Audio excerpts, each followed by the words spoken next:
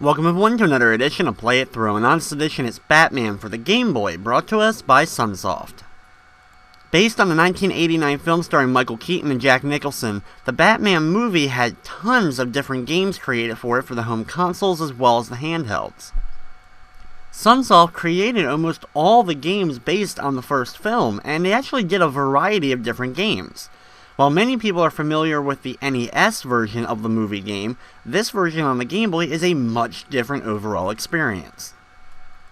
I always like to call this version Batman meets Super Mario Land. So here we go with Batman for the Nintendo Game Boy.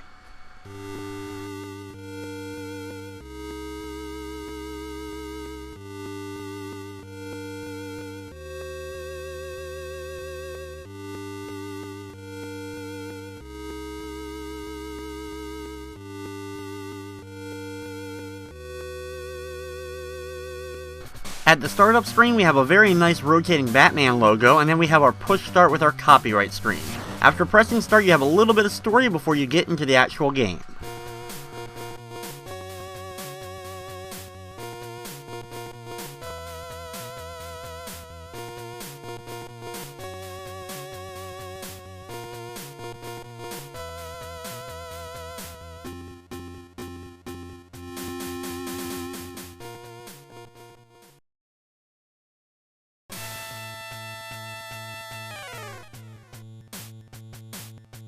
The first level of the game is Gotham City.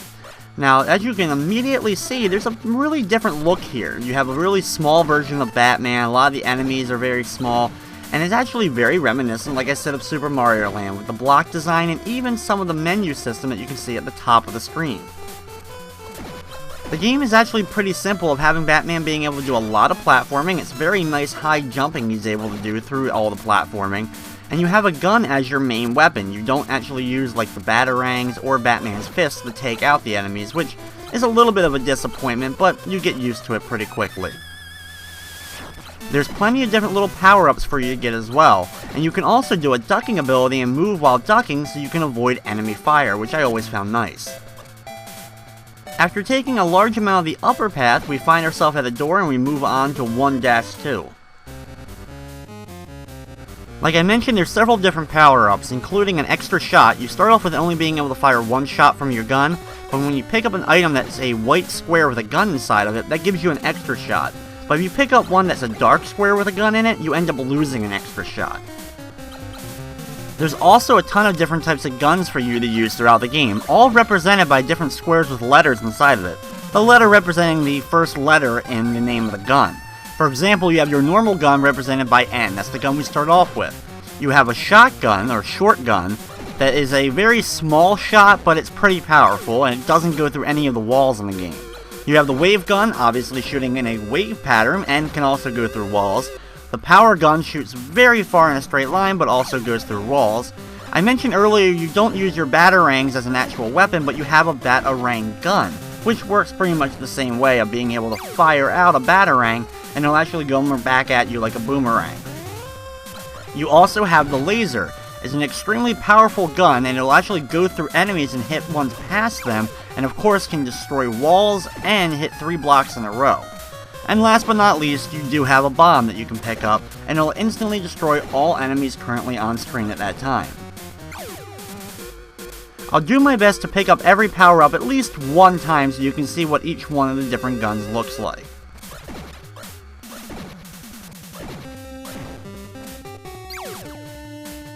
The only other power-up you can get is the Bat Shield. Now this will give you brief invincibility, and you can also take out enemies while you have it.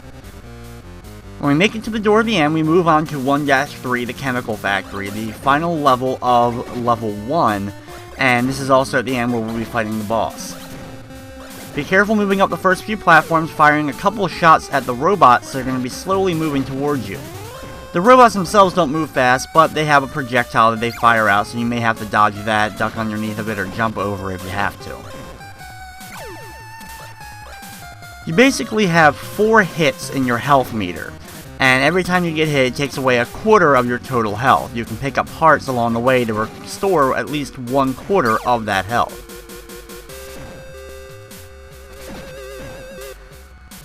Here we have the Batarang Gun, and as you can see it fires out, does a lot of really good damage to enemies, and then actually retracts to the gun itself, which as it retracts can also hit enemies as long as they're within its path.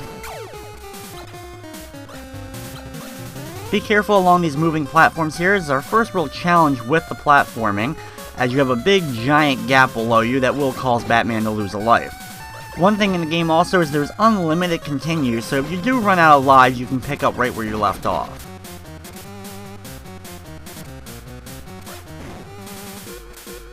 There also seems to be a nice abundance of extra lives, but sometimes they put them in really tricky areas, so be very careful, and just because there's an extra life found, it may not be worth it to try to actually go and grab it.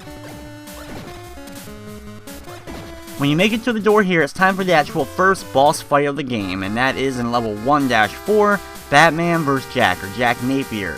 This is of course the Joker in his normal human form before he gets transformed.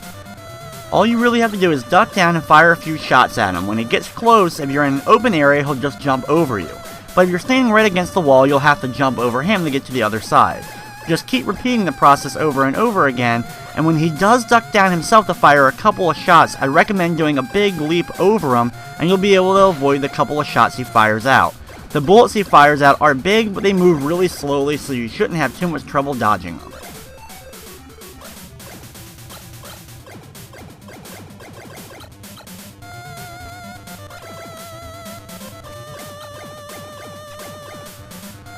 He does have a very large amount of health, and that's one thing you'll find out with the bosses in the game, but once you deliver the last hit, he falls down into the chemicals below, and you get a cutscene.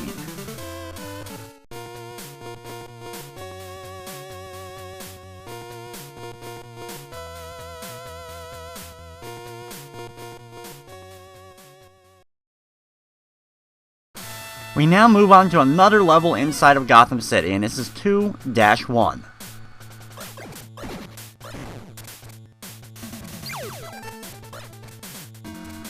Here the enemies start to get a little bit tougher, as you'll have the enemies moving a little bit faster, shooting a little bit farther, and honestly being able to jump pretty well for themselves.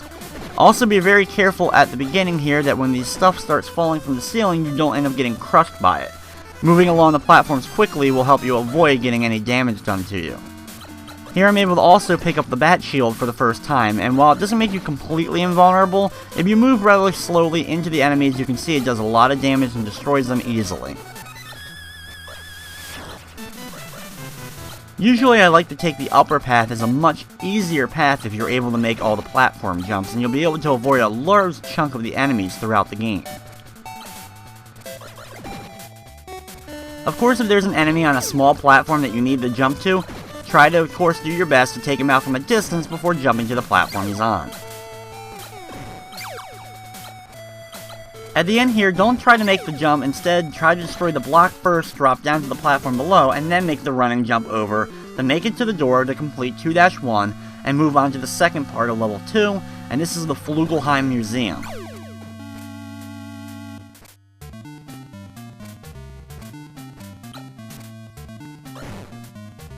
While taking the upper path was definitely easier here, you still have to be very careful because enemy fire can actually still sometimes go through walls, so you may still get hit, especially if you're just slightly above an enemy. You can see the laser gun does a ton of damage as it destroys instantly enemies and also can destroy a few blocks in a row before it disappears.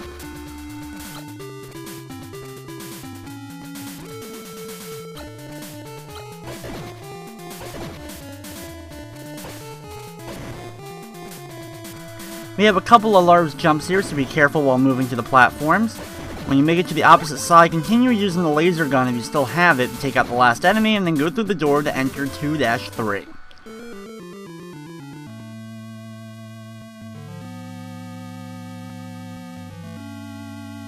This is the final level of Stage 2, and unfortunately there's no boss fight at the end of this. There's a couple of paths here. You have a bottom and a top path. Be careful of the enemies with the guns even on the bottom path because the projectile moves rather quickly and actually can go through some of the floors. There's also a lot of false paths throughout the floors, so I actually do recommend taking a lot of the bottom path during this segment. It just ends up being easier since you don't end up falling down any. Here you can choose the top and bottom path again. I end up choosing the top path. I think you have a little bit more room to move around. But if you have that laser gun still, it can really help you out by taking out all the enemies. Even if you take the bottom path there, the laser gun will wipe out those enemies fast. Here you'll have to make a jump over to some moving platforms. You may want to wait a second or two for it to come towards you, then go through the door at the end to complete the level.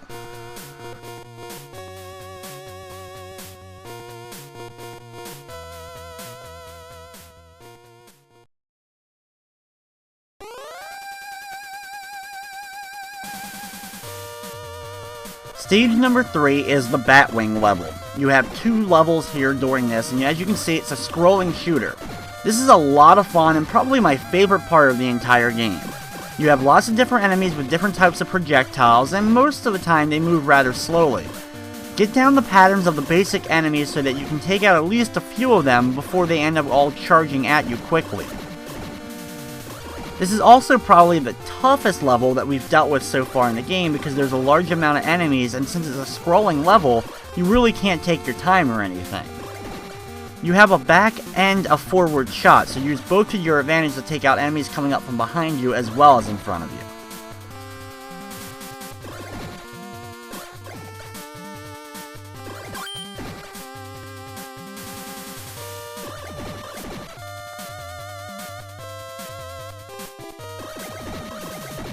Unfortunately, the Batwing levels, there is no power-ups to your weapons, so you'll be stuck with just the normal gun here. It can get pretty hectic at times with a ton of bullets flying, and I find being on either the far left or far right sides to be most beneficial. Eventually, you'll see some missiles start coming up from the ground. You can fire at a few of them as you want, but usually stay in one spot and wait for the one to come up right below you, and then just move a little bit forward so you can avoid that one, and the rest will just pass you by. The next segment though, you'll then have missiles not only coming up from the bottom for a little bit, they'll then start coming from the front. But thankfully they move a little bit slowly and they have no projectiles, so that part ends up being rather easy. Here we have the boss for 3-1. You'll have to fire forwards and backwards as it circles around you. It'll then stop on the far right side and start firing out a large amount of projectiles. Do your best to avoid the projectiles, and with the speed of the Batwing, you should be able to get above or below the shots to avoid them altogether. Just do your best to keep firing, and when he does his big turbo shot when he charges to the far left side of the screen, just go down slightly below him to the lower left corner and you'll be able to avoid all of his shots. Once you deliver the final hits to him though, he'll drop off screen and you complete 3-1.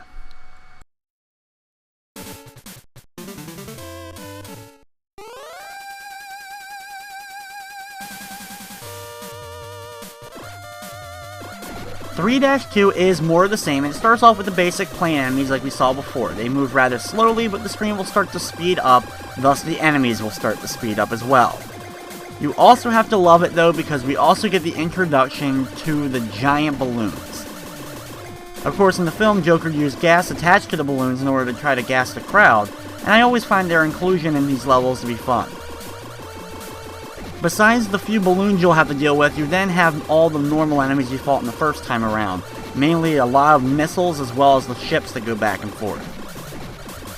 At one point you'll have missiles coming from both the right and the bottom of the screen, so just do your best to keep dodging in and out of them while continuing to fire straight. Moving up and down, firing straight will be your best bet to take out a large amount of the enemies.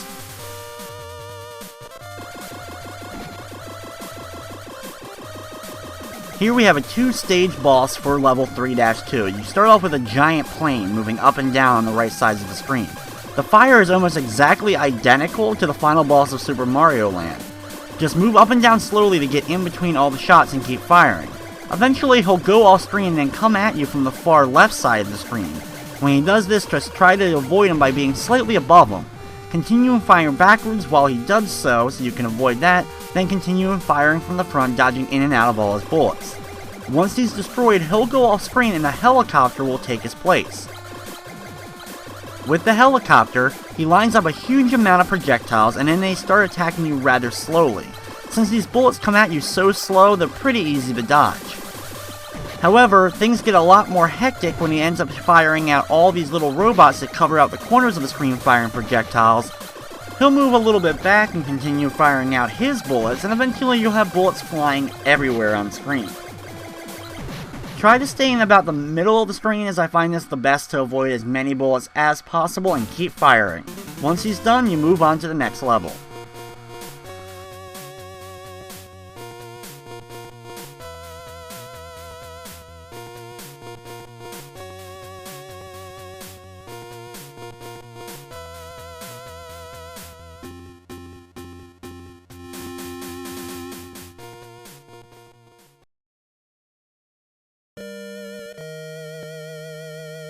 We now move on to the final levels of the game. We start on 4-1 Gotham Cathedral. At the very beginning, I'll pick up the wave gun, as I haven't shown that one off yet. And as you can see, it moves in a little bit of a wave pattern, but it also can go through walls, which is actually very beneficial.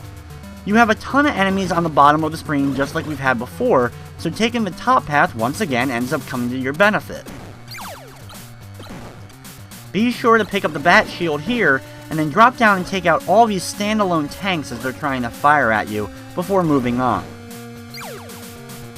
Be careful of the moving up and down platforms and just wait for the right opportunity so you can make the large jumps across.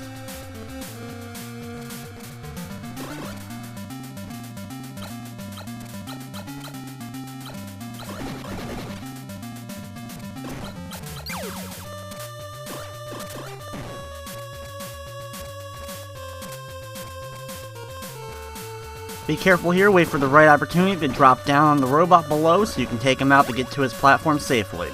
Make the final jump over to this door and you'll move on to 4-2, which ends up being the final level of the game.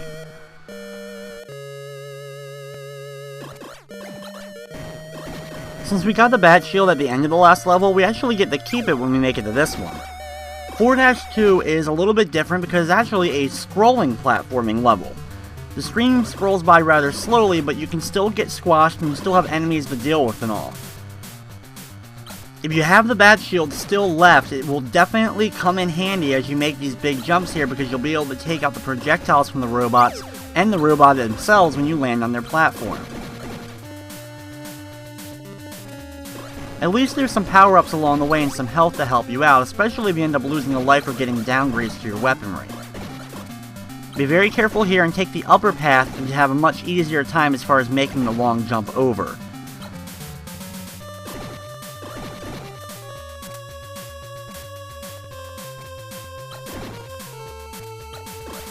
Here we have a lot of small platforms to jump to, but thankfully they're close together, so if you end up falling down on some of them, you may be able to land on one below you.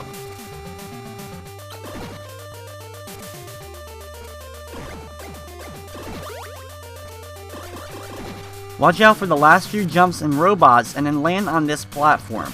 There's a few robots here, but there's no more platforming to be done.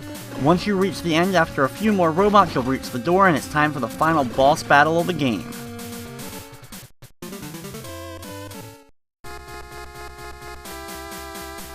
Easily my favorite part of the 1989 Batman film is the final scene between Batman and Joker in the Bell Tower. And this is represented okay here. The funny thing, this boss fight isn't really too much tougher than the one we dealt with back in 1-B.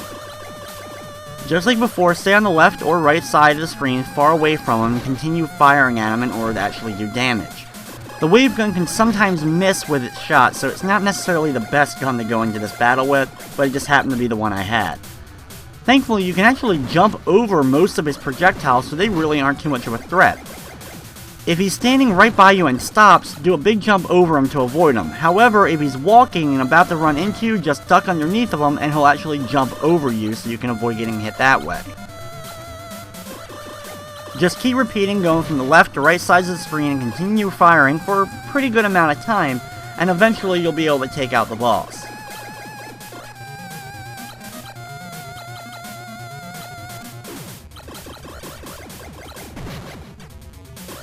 Once the Joker has been defeated though, you can sit back and enjoy the ending to Batman for the Game Boy.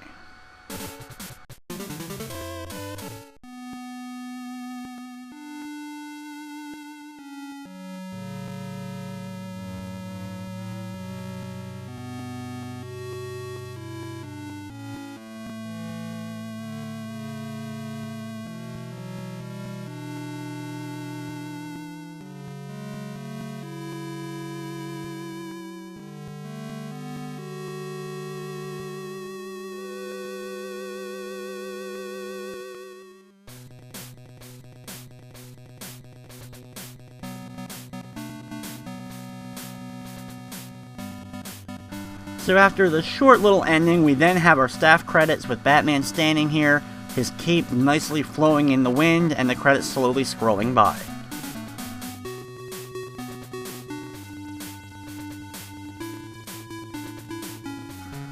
While Batman on the Game Boy may not be the most memorable of the Batman movie licensed games based on the 1989 film, it's still one I always had a lot of fun with as a kid and took on many road trips. I think it was a combination of just loving Batman already, and also the fact that it was very reminiscent of Super Mario Land was actually a good thing for me.